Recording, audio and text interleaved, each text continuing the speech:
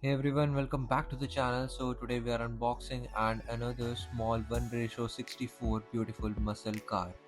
So this is a all new, or should I say a bit old, 2020 Ford Mustang Shelby GT500 by Bburago.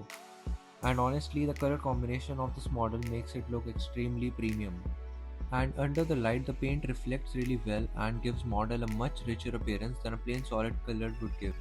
Here you can see at the front clearly notice the aggressive low stance and sharp muscle car proportions. Even this conceptual scale, the hood vent detailing is very nice and clearly visible, which reflects the performance focused designing on this GT500. And that dual racing stripes, it gives car a proper high performance Shelby identity.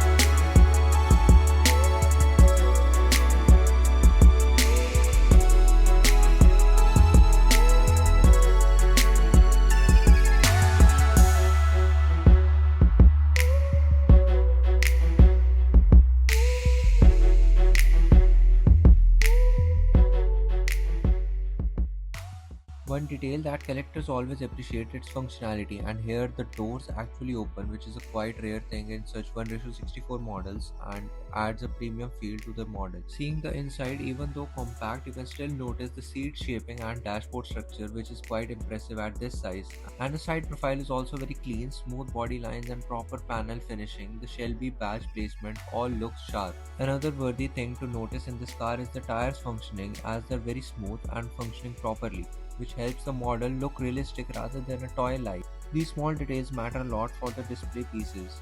Coming at the rear, the spoiler adds the extra track focus character. It gives the proper model performance stance and completes the Shelby identity of this car. Overall, this blue version feels especially striking because the metallic paint and white stripes together create a stronger visual impact than many standard color variants.